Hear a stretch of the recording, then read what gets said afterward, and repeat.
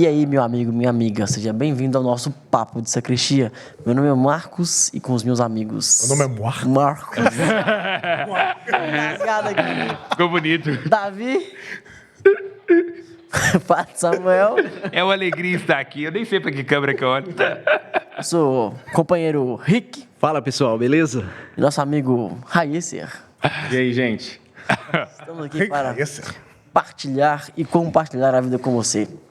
Certa vez, João Grilo disse: Valha-me Nossa Senhora, Mãe de Deus de Nazaré, a vaca mansa dá leite, a braba dá quando quer, a mansa dá sossegada, a braba levanta o pé. Já fui barco, fui navio, agora sou escaler. Já fui menino, fui homem, só me falta ser mulher. Valha-me Nossa Senhora, Mãe de Deus de Nazaré. João Grilo chamou Nossa Senhora de vários adjetivos e apelidos carinhosos. E nós chamamos Nossa Senhora de Senhora e Rainha? Tá presente em nós de uma maneira muito forte. Em nossas orações, em nossas jaculatórias, em nosso imaginário. Rainha, coroa, manto, soberana. Então está muito forte. E por estar tão forte, é por isso que ela tem tantas invocações? Com certeza. Que são várias, né? São inúmeras. Com certeza. Maria entra nesse lugar da soberania. E aí ligada à figura materna, então, porque nós sempre idealizamos a mãe como essa rainha, como essa plenitudo potestades, né, que pode aqui, né? Basta ver aí a baixa de Ibope no dia dos pais. Porque os pais se ausentam, eles fogem, eles não estão nem aí. Vamos comprar cigarro. Entendeu? Vai comprar cigarro e não volta. E não volta. Agora a mãe não, ela é a rainha do lar, é a que cuida, é a que abraça, é a que agrega. Então Nossa Senhora é essa. É a que educa. É a que educa. Não sai pra comprar derby, né? Não sai. Plaza, né? Era Plaza. Agora... Então, sim, está muito presente na nossa Não pode nem jaculatória. pedir patrocínio. Agora, é uma coisa interessante para a compreensão, uma compreensão mais crítica, vamos começar com a crítica, porque não me parece que isso colava muito ali no início, era essa imagem que se tinha da Virgem Maria nos primeiros séculos.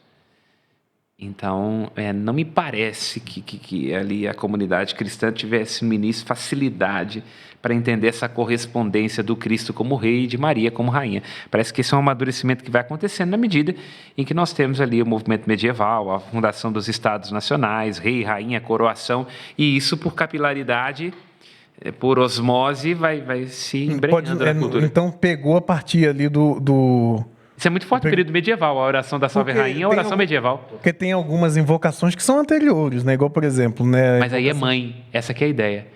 A mãe, a Virgem. É o que Jesus fala na cruz. Agora Eis aí tua mãe.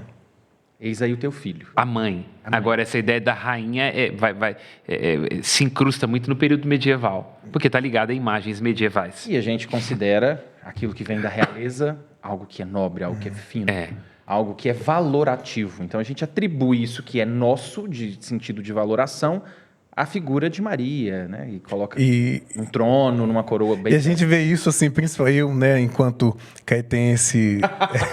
Vai perder emprego. Esse ano é de eleição, mas cuidado, hein? Honorário. Você é efetivado como professor, mas você tem cargo comissionado, hein? Como eu falei esses dias, né? Inclusive, eu falei que eu sou um cidadão, eu sou um filho adotado de Caetano. Eu sou de Duque de Caxias. Quase um aborto. Exato. Aí, e a gente vê isso muito forte na procissão de Nossa Senhora do Bom Sucesso, né, que é todo 15 de agosto. Né, como vem Nossa Senhora linda, ela passa em frente à minha casa. Desculpa. Ela passa em frente à minha casa. Eu só fico lá esperando. Ele fica lá fora esperando passar. É claro, no fundo dele ele é católico. Lá no fundo. No raso é comunista. Doido pra alguém falar, vem com a gente, pode vir. Teve um padre, essa procissão, que chamou, vem, que padre intruso. Eu passei e não chamei. Não, mas teve um padre que chamou, o que você vai fazer? É o padre Selmo. Que padre atravessador de samba, que aí, deixa Mas aí, ela vem linda, e tudo. Coitado, São como é que é o outro? Caetano. São Caetano, fica ali. Mas toda vez que Nossa Senhora chega, ela tira São Caetano, tira. Tirou São Pedro de Alcântara, Nossa Senhora Aparecida, Ela tirar o próprio filho dela. Não tira, não, claro. Não, dizendo matematicamente e pragmaticamente, a relação afetiva, aí para os protestantes ficarem, idolatria, mas a relação, a conexão afetiva com Maria é muito mais forte. Tinha uma placa. Até pela maternidade. É claro. Isso comove. Mater Dei. Tinha uma placa aqui. Família dos devotos. Estamos há tantos dias sem falar de protestante. Acabou. É um encontro só que a gente dá conta. Não mais do que isso. Mas o que você acha? Eu vou fazer a defesa. Católico. Defesa dos protestantes? Dos católicos. Católico. E vou buscar o embasamento bíblico. Eu vou tentar aí nas escrituras. A origem. Porque o Samuel vai me dando apoio aí, a ideia vem ali nos reis, nos livros dos reis. E aí, quando Davi passa o seu trono para Salomão, ele, assim que recebe a visita da sua mãe, Salomão se inclina e já coloca um trono ao lado, à sua direita, e já dá essa figura de majestade à mãe. Se você pega toda a sucessão dos reis, ali do Antigo Testamento, você vai vendo que todos eles, Salomão tinha 700 mulheres, 300 concubinas. Uma rainha mãe.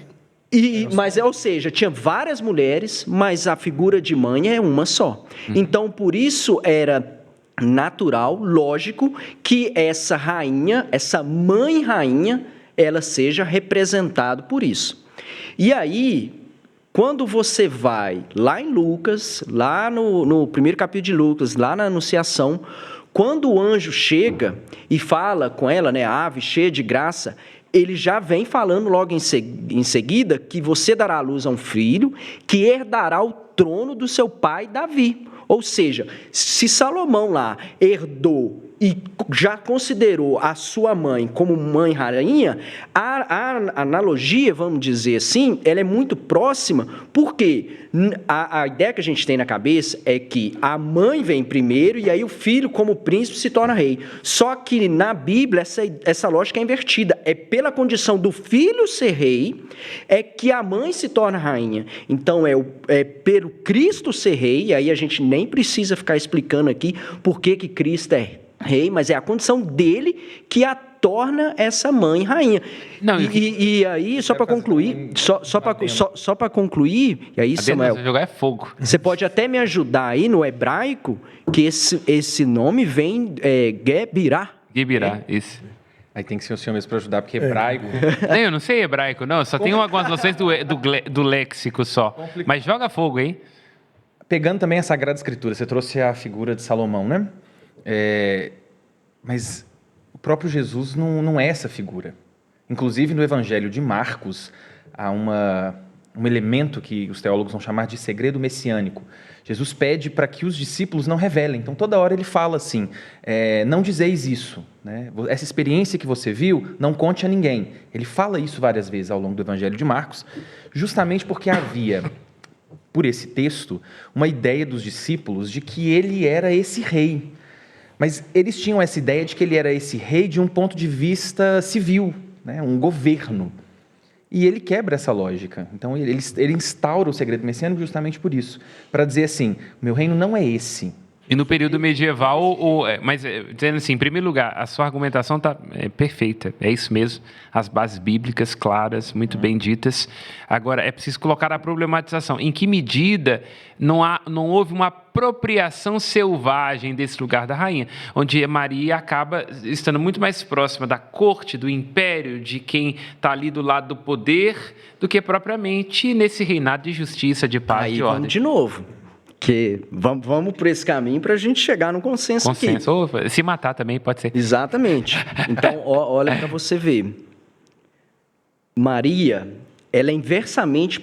A grandeza dela é inversamente proporcional à sua humildade. Ou seja, quanto maior ela é, mais ela se faz humilde. Então, olha para você ver. A primeira condição que quando ela recebe já sabendo que vai ser mãe de Deus, a primeira coisa que ela se coloca é: faça em mim a sua vontade, eis a serva do Senhor. Então ela já se coloca numa posição de serva. Você trouxe muito bem, o Cristo, ele só vai ser esse rei glorioso depois que vem a ressurreição e a assunção. Mas, ou seja, aqui na terra, ele não exerceu esse reinado. Porém, Maria também, lá em Apocalipse, no capítulo 12, vai pegar, e o que nós temos lá?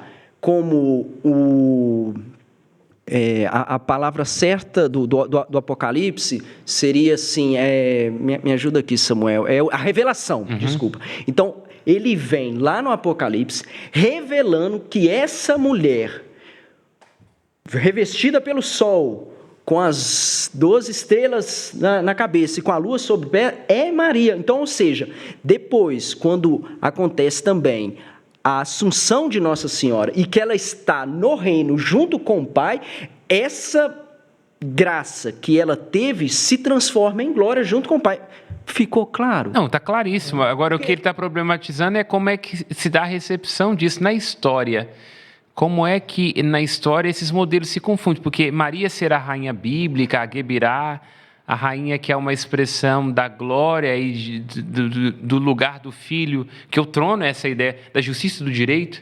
Então, o rei de Israel é um rei pastor, portanto, seu reinado se faz no cuidado. Mas, historicamente, se tornou um reino de opressão, de casta. A gente não pode esquecer que as festas da padroeira até hoje são eventos políticos. Claro.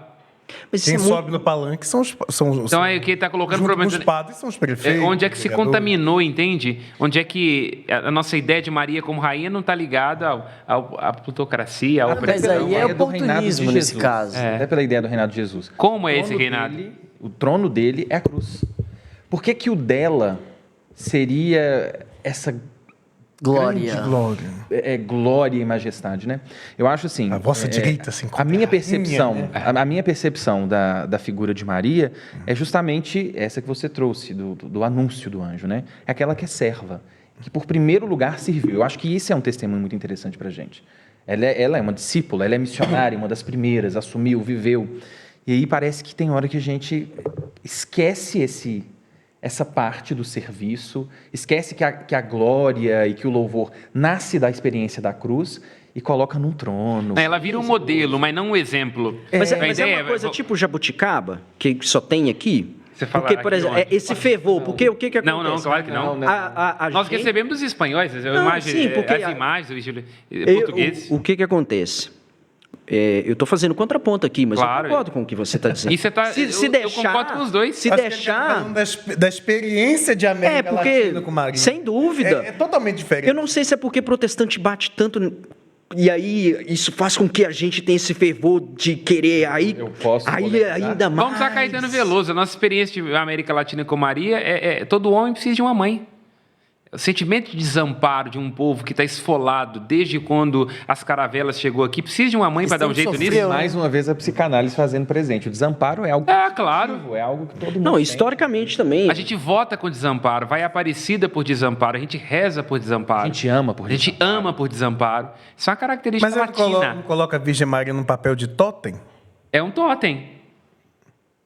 Ela é um totem. Mas veja... Papel de emergência, você quer dizer. Também, como toda mãe é. Mas eu fico pensando assim, ó. O anjo Gabriel sai... É um totem em tabu. Porque é uma mãe virgem.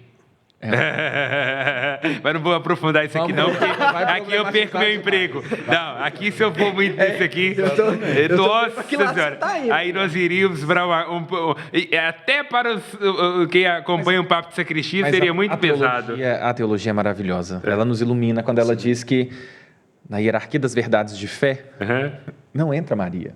Isso é muito interessante. Claro. Não quer dizer que ela não seja importante, mas quer dizer que ela não é a figura central da nossa fé. A nossa fé, ela está, sobretudo, alicerçada como base na Trindade, na revelação. Jesus Cristo. Maria funciona como é que a gente chama isso? Quando a gente está fazendo uma obra, coloca aquelas estacas ali, como é que chama aquilo? As estacas mesmo que você usa para escorar. Toda vez que você tem alguma dúvida no núcleo central da fé, não é que Maria se torna o núcleo. Talvez aí no Divino Pai Eterno. Aí vai ser, entendeu? Ela é escora. A dúvida sobre natureza humana e divina, a mãe de Deus. A dúvida sobre a destinação do homem em face à ressurreição, Assunta. A dúvida sobre o Cristo ter rompido o fluxo do pecado original, Imaculada Conceição. Mas olha só, eu já vi... E tudo gravita em torno de Cristo. Brilhante. Eu já vi o Senhor dando uma explicação maravilhosa. Que Maria é como a lua. Se você olha para a lua e está vendo ela brilhando, linda, maravilhosa durante a noite, essa luz não pertence a ela. É a luz que vem do sol. É o sol que ilumina a lua e através disso ela se ilumina. Então, ou seja, é preciso ter uma compreensão daquilo que é maior, é por Cristo. Igual quando a gente está rezando um terço, a gente vai falando ali as Ave Marias, mas aquilo tem que ficar como uma música de fundo, porque você tem que enxergar é Cristo. Eu olho para Maria, eu tenho que enxergar Cristo. É dele que vem toda a luz, é dele que irradia tudo. Com relação isso. a Cristo, não há questionamento, até mesmo porque, né, considerando que ele fez com Sodoma e Gomorra, é melhor não brigar com ele. Exatamente. Ele é o pai dele, não sei o que é. A questão é a seguinte, por que é a Nossa Senhora que abençoa a máfia? Porque na Itália você tem festas de padroeiro, o Papa Francisco começou a bater nisso e dizem que João Paulo I foi para o saco mais rápido porque começou a entrar nisso. Ou como é que você fala, por exemplo, dessa ideia de uma Espanha católica aprovando o assassinato de indígena, por exemplo, ou aqui no caso do Brasil, por exemplo? Então a ideia é essa. Como é que os escravos olhavam para Maria? Ela tem as roupas de quem está nos fazendo experimentar a nossa diáspora. Porque aquilo que os judeus cantam no exílio da Babilônia e que a gente chora na missa é o que os negros cantaram quando chegaram para cá, porque a diáspora dele foi causada por nós. Nós fomos Nabucodonosor para os africanos. Nós não, né? Porque eu não sou branco. Freud explica ao homem branco. Aqui é a hora que o meu terapeuta fala assim: vamos pro espelho, meu querido. Vamos pro espelho, dá uma olhada. O lado branco da mesa. Tá entendendo? Depois eu me confundo. Todos nós somos. Tem brasileiro. Quer dizer, brincadeiras à parte, nós somos homem branco, né, nessa perspectiva.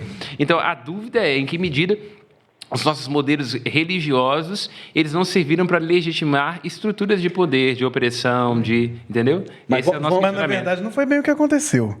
Tanto é que a gente vê que as grandes as principais confrarias negras que existiam na época, no período colonial, no período do Império, eram dedicados a Nossa Senhora do Rosário. Mas só Rosário que permitia negro. E aí, brilhante o que Mestre Ataíde faz naquela igreja belíssima de Santa Efigênia, em Ouro Preto, quando coloca Maria da Assunção pintada no céu, uma mulher negra e gorda.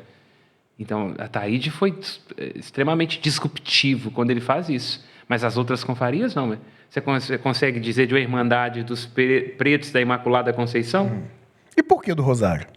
Acredito, como nós falávamos no último encontro, que há uma relação com aqueles instrumentos, Xufi, que chama dos muçulmanos. Então, quer dizer, acho que tem uma relação com isso.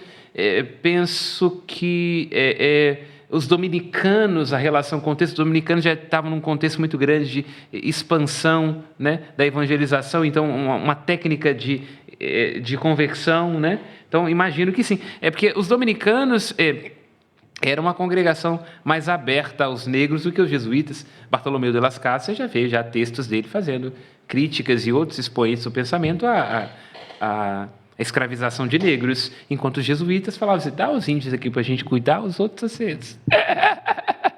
Entendeu? Os jesuítas eram um pouco mais assim, entendeu? A gente aprende até tupi, mas essas línguas africanas aí fica mais complicado para nós. Não, a discussão é para a gente tentar enxergar de forma teológica a posição de Maria. Uhum.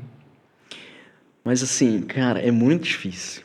Eu volto de novo lá... Tem que voltar mesmo, porque você é a garantia católica desse programa. Cara, porque, por exemplo, assim, ó, vamos lá. O anjo, primeira coisa que ele chega e fala: Ave, cheia de graça. Ele não falou meia graça, ele não falou um pouquinho de graça, ele falou cheia. Vamos a esse ponto que você está insistindo. Vamos a uma saudação. Alegra-te. Vamos a esse ponto que você está frisando aí. Como Nossa Senhora seria rainha? Como que você a vê como rainha? Qual imagem? Qual a imagem? Eu acho que se a gente pudesse entender sobre a imagem, porque você está repetindo aí, brincar um pouquinho. É sintoma, então vamos ao sintoma. Como você vê imagem? Como imagem? Como é essa rainha? Quem é essa senhora revestida de sol, brilhante como a neve? Ela é imaculada. Vamos citar Zezinho aí. Tô preso aqui ao canto magnífico. Não, mas eu digo assim, eu tô preso faz uma imagem dela. Não, mas aquela ideia assim de... Vamos dizer da imagem. A minha alma engrandece ao Senhor. Não, aí você tá, a sua base bíblica tá perfeita. O que eu tô dizendo como imagem, como é que ela é? Ela é branca, ela é loira, ela é alta. Que roupa que ela usa? Ela come como com talheres? Se eu fosse... Como que ela é? Me defina ela, como é que ela é? Exercício inanciano. Imagem. Faz a imagem eu dessa tenho mulher. muita dificuldade. Não, eu digo pra você, na minha cabeça vem uma mulher branca, elegante, Zona Sul. Ela não sabe o que é um anel rodoviário congestionado. Ela não sabe. Mas quando você tá porque o filho dela... Não, porque se ela é rainha, ela tem que morar ali no Alphaville, Nova Lima. Ela pega o carro dela com o motorista, porque é ave. Então, se é ave, não é qualquer ave, não é uma andorinha, é uma águia. Ela pega o carro dela e vai para Confins, vai visitar Miami. Mas olha só, toda Nossa Senhora é a forma que ela apareceu ali num determinado contexto da sociedade. Então, a Nossa Senhora Aparecida, ela não vai de encontro com o que você falou. Ela tem uma física totalmente... Mas colocou... Aí, por exemplo, eu não conheço todas. Mas colocou-se nela. É porque assim... Mas quem colocou? Quem coroa a Nossa Senhora Aparecida? A imperatriz frustrada, porque não conseguiu reinar no Brasil. Não, se eu não reino, a senhora reina. Se a gente for por esse caminho, toda a nossa visão é europeia. A gente vai enxergar um Jesus europeu. Eu não diria que é europeia. Colonial. É colonial. Entendeu? Ela entendeu? Ela é assim. Então, a nossa ideia... Sabe Tanto é verdade, de tua palavra, que por que o protestantismo ele se desenvolve na Europa e ele chega até nós? Porque ele é democrático. Então, o problema do protestantismo com a Virgem Maria também passa por isso. Ele democratiza. Não tem casta. Na Igreja Católica, você tem casta. O Papa, o Bispo, você nunca vai chegar lá. É um estamento diferente. No protestantismo, não. É democrático. Então, perceba, até esse movimento do protestantismo de esvaziar Maria do lugar de rainha, ele diz do nosso tempo. Nosso tempo, o sucesso é o mérito, não a coroa. O Samuel me deixou numa saia justa aqui, mas você que está em casa, coloca nos comentários como que você enxerga. E pode me chamar de padre comunista. Não é não. A questão é o seguinte, essa problemática nossa aqui é que engrandece e enriquece essa discussão. Claro, porque quem não tem esse tipo de discussão vai engolir... Não tem programa como o nosso. Não tem. Porque todos os programas você tem um viés de um lado, aqui não, a gente coloca todo mundo para pensar e para falar mal dos outros. E agora a gente está... Me ajuda aqui, Davi, agora a gente está no Spotify, a gente está no Instagram, na TV Horizonte. Sábado, meio-dia, domingo após a missa das 15, então, chiquérrimos. Não tem desculpa para não assistir, né? Igual Nossa Senhora. Mas você entendeu a problematização? Não, eu entendi. Você me fez recordar que uma vez eu estava lá na Serra e eu vi uma imagem de Nossa Senhora do Silêncio. E a estrutura dela é totalmente oriental. E no primeiro momento eu não sabia nem que santo era. Eu falei, mas que imagem é essa? Do que Nossa Senhora do Silêncio. E aí eu falei assim, olha, então é assim que os orientais reconheceram Nossa Senhora. Então o que acontece? Ela é tão mutável que a forma dela aparecer em diferentes regiões vai mostrar a beleza de como ela é. Então, você não vai conseguir definir. Você quer ver uma Nossa Senhora que é muito, muito, muito bacana? No Mal da Compadecida. Claro. Até o próprio Cristo, né? Tem um Cristo negro e falou, mas qual que é o problema? Então, assim, Ariano Suassuna brinca com isso e tenta demonstrar de forma muito ali é o ponto, quer dizer, como que a nossa imagem ela é colonial. E é muito interessante quando o Padre Samuel propõe esse pensamento, que imagem você tem. E isso vale, inclusive, para quem está nos assistindo, né? Não só de Nossa Senhora, mas também de Jesus, mas agora pensando um pouco em Nossa Senhora, é muito comum, nas muitas paróquias que eu rodo na diocese de Nossa Senhora da China... Vai ordenar, já tá. Macaco veio. É muito interessante. Manto vermelho, né? É muito interessante que em muitos desses lugares a imagem que se tem não é de Aparecida, que é considerada uma experiência do povo brasileiro, que é negra, Muitas vezes a imagem que tem nessas igrejas da Diocese de Nossa Senhora da China é justamente Nossa Senhora de Fátima. Eu acho que isso mostra muito a nossa postura colonial ainda, e não decolonial. Claro. Ou seja, a relação que eu estabeleço com ela, como mãe de Nosso Senhor, é ela branca, toda de branco, aparecendo ali. E não é a experiência que... E tanta a prova de que não está assimilada, porque se nós tivéssemos, de fato, assimilado ela como mãe negra, nós pediríamos um crucifixo com Cristo negro. Perfeito. Experimenta, por exemplo, construir uma igreja hoje, colocar um Cristo negro, se não vai ter alguém que vai dizer assim, ih, espada aí Tá é bonito meio... o presbitério. Entendeu? Precisa mexer. É uma coisa provocadora isso. Aí agora, A mãe ser negra, tudo bem, agora o filho não dá, né? tá militando, né? Mas é isso, você tá entendendo? É problematizar. É problematizar. Não é problema que vira uma ama de leite, que já é, claro. o papel que ela já ocupava. E agora o filho, o rei negro.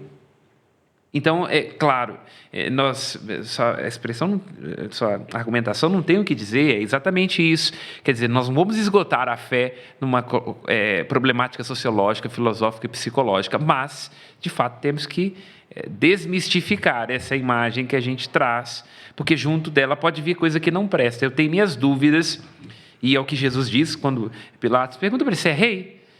Meu irmão, se eu tivesse que disputar desse mundo, meu pai mandaria 12 legiões de anjos. Cada legião de anjos tem 12 mil, então seriam 144 mil anjos. Um anjo destruiu Jerusalém por 6 dias, por causa do pecado de Davi. Jesus está dizendo isso. Meu reino não é desse mundo. E, de fato, nós temos que nos perguntar. Quando nós olhamos Maria, nós vemos que reino, desse mundo ou do outro? Tem minhas dúvidas. Se a gente tem essa clareza... É 880, né? Porque aí também, se a gente vai aí... Porque ela tende a ser defensora dos ricos, das nossas imagens. Basta ver onde estão as nossas igrejas marianas mais... Aparecida é fora da curva, na perspectiva do povo que ela atrai. Mas eu não saberia dizer se lá, com tudo que tem hoje em dia, é um lugar assim para os pobres, não. Não sei dizer, não. Mas se você for ver Aparecida, só aquele entorno da Basílica que é bonito. Com respeito das japonesas. O resto... Você vai bater na tua porta. Entendeu? O resto... E olha onde estão as maiores igrejas marianas do mundo. Elas estão ligadas onde? Onde é que estão os nossos grandes santuários, nossos grandes títulos marianos? Eles estão onde? Faz um exercício mental em Belo Horizonte. Onde é que estão as nossas melhores basílicas, as nossas melhores igrejas de Nossa Senhora? Boa Viagem, Lourdes, Fátima, estão onde? Claro, você tem pequenas comunidades ali, mas o centro atrativo, ele está ligado a uma outra estrutura. Mas aí veio da igreja, né? É porque a igreja tem que estar onde é que tem dízimo. E é uma questão de sobrevivência, velho. Nem que seja para distribuir dinheiro para os pobres, velho. Eu não acho que vem só da igreja enquanto instituição, mas vem da igreja enquanto povo de Deus também. Também. E a gente acredita e sustenta isso. Isso. Enquanto povo de Deus. A gente sustenta isso. Eu vivi uma experiência muito interessante agora lá em Caeté, povo caetense, no momento que eles descem com a imagem de Nossa Senhora do Bom Sucesso, do altar-mor dela. E é muito alto, a imagem é muito grande. E Caeté é o povo mais mariano que tem, né? Demais. E aí, eles vão Nova Lima também é. Então, tem que tirar a coroa dela, tem que tirar a do menino, e aí tira brinco, e vai desmontando a imagem. E aí uma pessoa foi filmar. Aí quem estava organizando deu um grito, não filma não. Não filma não, que ela tá sem brinco, ela tá sem a glória, sem a coroa. Aí eu fiquei pensando, gente, ela tá sem maquiagem. Ela não pode sair na filmagem. Me lembra de uma série de The Crown, uma série de The Crown, né? Onde em determinado momento lá, quando a rainha está sendo coroada, e é aquele momento onde coloca o baldaquino, a unção real que ela tem, e o tio que havia renunciado. O pessoal pergunta, mas o que é isso? Por que nós não podemos ver? Ele diz, olha, porque nós somos réis mortais, né? Então, e essa é a ideia da glória. A glória ela não é imperfeita. Ela está majestosa. Aí a ideia finalizando rapidamente, se você tem sem essas vestes, esses ritos, esses arcanos, é uma mulher comum. Tire tudo isso, é uma jovem que está sendo coroada na Inglaterra. Agora, coloca tudo isso, nós temos uma deusa. Agora a pergunta, por que a gente tem tanta dificuldade com as pessoas comuns, né? Porque ninguém gosta de comum. Cito de novo The Crown. Quem que realidade quando se pode ter magia, prosa quando se pode ter poesia. Nós precisamos disso, gente. Olha, eu vou dizer... é mágico. Não, eu também acho, mas eu estou em nome disso. Mas o negócio é o seguinte, né? Como dizia Joãozinho 30, o pobre gosta de luxo. Eu me lembro, ir no seminário, quando estava no seminário, ir no Shopping Cidade, que antes era, não sei se hoje era, um lugar para encontrar seminarista sexta-feira, e vendo um grande... Você já está elite, né? O grande post da Mariana Rui Barbosa. Eu vou para Caeté. Eu vi aquilo e falei assim, meu Deus do céu, é isso. Nem pensava em estudar comunicação. Porque a ideia é essa, nós precisamos de pessoas, nós precisamos de olhar para a Virgínia. E eu, quando estudo a comunicação com o pessoal lá no seminário, eu falo, a Virgínia, ela entra no lugar da Virgem Maria hoje. Porque a Virgem Maria é uma mulher que dá à luz sendo virgem, permanece no lugar imaculado, aquela coisa. A Virgínia é isso, é uma mulher que tem vários filhos, que não perde a pose, que é independente e que tem uma barriga de tanquinho. O comum não gera encantamento. Nós precisamos disso. E quem disser que não precisa, vai pagar caro por isso. Porque nós precisamos de ter alguém. Olha, por exemplo, já levantando a bola, a dificuldade hoje da esquerda de se comunicar com as aspirações brasileiras. É porque o Brasil gosta de luxo. Por que a Michele Bolsonaro ela consegue ter mais engajamento do que a Janja? Porque ela é a mulher perfeita. Ela é bela, é recatada, é do lar, ela é jovem, ela anda com Agostinho para falar de Agostinho, ela sabe Libras, olha para você ver, ela é uma primeira-dama ideal. Você está entendendo? Então, isso tudo está na nossa cabeça. Mas... A gente é bem cafona nas roupas dela, né? Tem que falar. No fim das contas, eu acho essas imagens péssimas, porque, na verdade, elas não sustentam muita coisa. Mas é isso que eu estou dizendo. Sustentam uma fantasia. De bem-estar, de lugar que eu quero estar. E aí voltamos a Freud. É possível ter um acesso à realidade que não passa pela fantasia? Porque não fetichizar é estar depressivo, não é? Se eu não tiver aquele ideal dessa rainha, dessa glória, dessa... Nossa Senhora, desse brinco, dessa pluma, desse paetê, eu sou o quê? Não sei, né? Mas eu acho que a gente encontra algo da verdade da vida. A vida é uma porcaria, muitas vezes. Não estou dizendo que... Feliz, triste, não. Mas bateu a o chão da realidade, da experiência de mundo é isso. Mas a pergunta é justamente essa. Nós damos conta dessa realidade nua e crua? A maior parte das pessoas dá conta? O tempo todo não, é preciso algo de fantasia. Eu estou aqui, me coçando. O tema da discussão é isso, né? De colocar, de entender o porquê dessa senhora e rainha.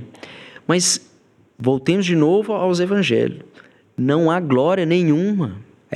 O que a gente tem de indicação de glória vai lá em Apocalipse, mas no evangelho você só vê a serva humilde, você só vê o exemplo. Ou seja, a gente depois, pelos dogmas, pela tradição, pelo amadurecimento na fé, coloca ela nessa posição. Mas ela nunca se fez dessa posição. Ela nunca... Ela é sempre ao exemplo, a referência de humilde. Mas esse é o desafio. Como é que nós vamos desmistificar isso, ou se devemos? Não sei. A ideia é problematizar um pouco isso. Quer dizer, entender... Está tudo resguardado aqui. A perspectiva bíblica, teológica, dogmática, ninguém vai mexer nisso. Ninguém quer ter problema com Roma. Antes um santo vivo que um herege morto, como diz Leonardo Boff. Mas a questão é... O que está junto, o que vem junto com isso? Então, mas eu posso admirar a humildade de Maria, eu posso ver essa serva, essa menina virgem. Mas não, e não tem dúvida nenhuma disso. Ou seja, admiramos assim. Admiramos assim. Mas que nós estamos problematizando. Que não tira a majestade dela. Claro, mas eu estou dizendo como que historicamente, como é que foi a atuação disso historicamente e que efeitos isso pode ter causado. Essa aqui é a nossa dúvida, a nossa problematização. Essa ideia de um cristianismo triunfalista. O que isso pode ter causado? Porque isso legitimou algo que eu acho que é muito pouco cristão. Mas é por isso que eu te falei da relação inversamente proporcional. Porque ela é o exemplo tão genuíno de humildade que nós pegamos e exaltamos isso e transformando aquilo que está num ponto, no extremo. Pela nossa compreensão que a gente vira e fala assim, eis aí a rainha. É claro, tá entendendo? E então, é muito assim, belo, é muito bonito. Agora, isso também deve ter gerado situações problemáticas em muitos momentos. Problemático porque... Cito, por exemplo, a minha avó, que morreu, e dizendo uma coisa interessante, que na época dela, meninas negras não podiam coroar Nossa Senhora. Então, olha para você ver. A rainha humilde, a defensora dos pobres, dos Anauim, dos Pitorrói, aquela que vai à casa de Isabel, aquela que é pobre com os pobres, tornou-se alguém. Não, se é preto, não coroa Nossa Senhora. Imagina, vai tingir de preto a alvura da Imaculada. Entende o que eu estou querendo dizer? Eu estou Parece que entendendo. O problema que o Padre Samuel está colocando não é necessariamente sobre Maria ou sobre os títulos de Nossa Senhora, mas o que nós fizemos disso. Isso. Sem O dúvida. fã-clube, né? É o fã-clube. É o fã-clube que estraga, né? Boa. Agora você Aí, falou historicamente, você igual pode a ter... Bruna Marquezine fala, né? Exatamente. Então, historicamente, há de se colocar em questão o que vem de imagem na nossa cabeça quando nós pensamos em Maria Rainha, porque nós podemos ter coisas aí que são profundamente anticristãs. Tipo? Pois é, mas... Tipo exclusão, preconceito, a ideia de uma casta, de que alguns são mais merecedores do que outros. Até indo no detalhe, talvez alguém fale que é mimimi, mas eu gosto de algumas coisas do detalhe. A maneira como a gente reza o Ângelus, por exemplo. Algumas pessoas gostam de rezar, eis aqui, a escrava do Senhor. E eu acho que isso é de um mau gosto muito grande. Primeiro, do ponto de vista histórico, que é uma romantização da escravidão. Isso é um mau gosto. E segundo, inclusive, do ponto de vista do texto, da Bíblia, né? É escrito originalmente no grego e é uma palavra doulos, é uma variação da palavra doulos, que serve tanto para servo quanto para escravo. Quanto para parteira hoje, se você for romântico, a doula. Mas o que é interessante nessa palavra, e no contexto ali da Sagrada Escritura, é que ela não é uma escrava, porque ela tem um poder de decisão. O escravo não decide. Ela o escravo não sabe o que faz o seu senhor. O escravo não sabe o que faz o senhor. Ela decide. Eis aqui a serva do Senhor, faça em mim segundo a tua vontade. E estudando esse texto também, é muito interessante que alguns exegetas, alguns autores de Bíblia, autores que estudam sobre Bíblia, vão dizer que ao dar essa resposta era como se ela estivesse dizendo assim, aquele mensageiro, não brinque comigo. Eis aqui a serva, eu estou me colocando à disposição, mas não brinque comigo. E é muito interessante esse texto, porque à medida que ela aceita, ela não sabe o que vai acontecer. E ela passa por uma sorte de coisas que ninguém quer passar. A gente só quer pensar ela, Nossa Senhora, majestosa no trono, com a coroa, com o brinco, milagrosa, poderosa. Mas, assim, toda a experiência que o Evangelho traz daquilo que ela viveu, a gente esquece essa parte. Claro. Então, eu acho que não é que a gente tem que combater ou acabar com a fantasia. Claro. Ela é condição de possibilidade. A fantasia é um véu que sustenta. E a gente chora. Eu choro. Você acha que eu não choro? Eu vejo a coroa dela. Ai, minha Nossa Senhora. Agora aqui na minha mão. Cuida de mim. Você acha que eu não vejo? Claro. Ele não pode esquecer da realidade. Mas também não pode rainha gloriosa. A gente não pode apagar. O que é isso? Eu rezo com a boca. Eu sou católico, gente. Apagar isso. Nós somos católicos. Se você apagar isso, também você apaga Minas inteira. Toda uma história. Claro. É porque quem já nunca ouviu as pessoas falando assim, sua senhora, não nossa. A gente usa essa expressão de Nossa Senhora o tempo inteiro. Viva a Mãe de Deus e nossa. É o que a gente canta. E a gente, principalmente como mineiro, né? Toda hora, Nossa Senhora, Nossa Senhora. A gente nem percebe o porquê. Né? É involuntário, exatamente. E... É quem cuida do nosso desamparo. Ela. Cuida do nosso desamparo e faz parte da nossa vida simples também. A gente vê ela lá, talvez, gloriosa no trono, mas ela participa da nossa vida simples. É muito interessante a quantidade de pessoas. Esses dias eu liguei para minha mãe, já era tarde da noite, eu estava voltando de Caeté, inclusive, estava chegando de lá.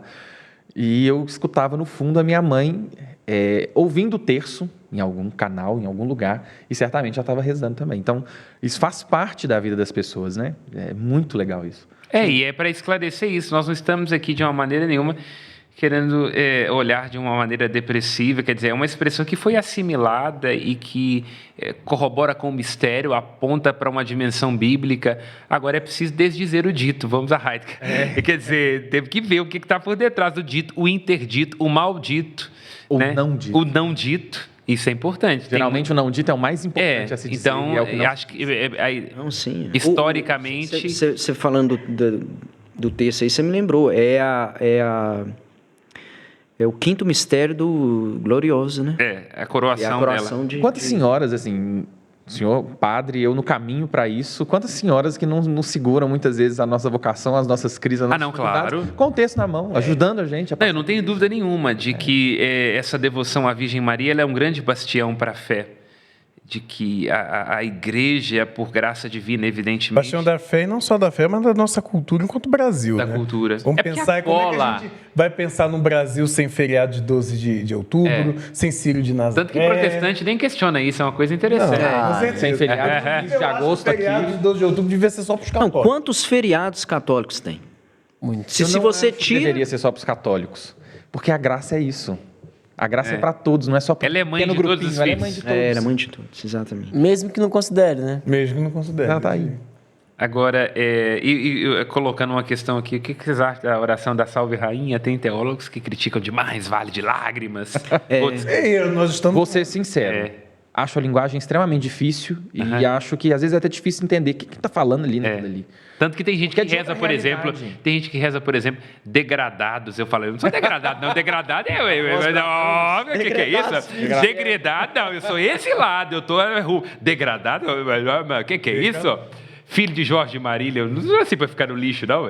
Sou degradado, o que é isso? Teria que ser o Samuel para dar uma catequese pra gente aí, porque... De fato, é uma oração difícil. As expressões são lindas, né? Por exemplo, são orações que a gente... Está no latim. Porque o latim é sonoro, né? Salve Regina. Nós católicos aprendemos essas orações na infância. E a gente vai por repetição. E depois a gente vai fazendo a introspecção, entendendo o que se diz. Assim, dizendo muito rapidamente, por exemplo, Salve Rainha, quer dizer, este ave, a ela aclamado como a rainha, como a soberana, né? Mãe de misericórdia, porque nela se dá esse mistério. Aí a misericórdia na origem, misericórdia víscera, útero, rechem, rahamim, misericórdia. Então, daqui da entranha dela, né? E ela nos ama com um amor entranhado, né? Mãe de misericórdia, vida, doçura, esperança. Quer dizer, vida enquanto essa dimensão ave, respiro, a nova Eva, então isso vai para o latim, essa ideia, né? Vida, doçura, não é? Esperança, no sentido de que Maria é a Maristela, né? Aquela estrela que desponta numa noite para dar referência aos mares, né? Esperança nossa, salve de novo, né? A vós bradamos, degredados, filhos de Eva, porque em Maria nós nos encontramos, ela restaura na obediência aquilo que Eva fizera perder, te clamamos, gemendo e chorando, essa condição dos gemidos de filho, chorando, do desamparo, né? Clamamos, gemendo e chorando. Eia, pois, advogada nossa, essa é uma expressão muito presente. No Vale de Lágrimas. No Vale de Lágrimas, porque é a nossa condição humana, mas já é problemático, porque Maria assume o lugar do Paráclito, porque o defensor da comunidade é o Espírito, mas durante o período medieval ela entra como advogada que segura a mão de Deus, como uma mãe faz em casa, não vai bater no menino aqui agora, então a Salve Rainha traz essa dimensão, né? Chorando, a gente fala de lágrimas, depois a advogada nossa, esses vossos olhos misericordiosos nós ouvei, quer dizer, o olhar de Maria olha como mãe, né? Nós ouvei, e depois este desterro, a condição humana, mostrai-nos Jesus, né? Então, quer dizer, aquela como a que apresenta, que roga até na hora da morte. Isso é interessante. Ela não pode rogar depois, é uma imprecisão teológica do Alto da Compadecida, mas que está presente também em nós, nossa mentalidade, que ela roga depois da morte. Não, o papel de Maria se encerra na hora da morte. Isso é dogmática. O resto é divino, o resto é devoções mais, entendeu? Mais animadinhas. E lindo, a Salve Rainha diz que ela chegava até esse ponto, cantada em latim. Salve Regina, Mater Misericordiae, maravilhosa. Aí diz que um dia, São Bernardo Claraval, ela termina nessa parte, e ele termina cantando. Ó clemens, ó pia, ó dulcis Virgo Maria, ó clemente, ó piedosa, ó doce e sempre Virgem Maria. Então assim é o que tudo indica, a tradição diz que se encerra a Salve Rainha com um suspiro de amor daquele que tomou leite da Virgem Maria, São Bernardo do Clairvaux. Eu estou aliviado. Encerramos rezando a Salve Rainha. Amém. Católicos. A gente derrapa, mas todos os caminhos levam a Roma. Olá, você que nos acompanha. Vamos conversar um pouco sobre a Virgem Maria, a imagem de Nossa Senhora. E aí vale uma pergunta. Qual imagem de Maria você tem? Como ela participa da sua vida? A gente se vê nesse programa.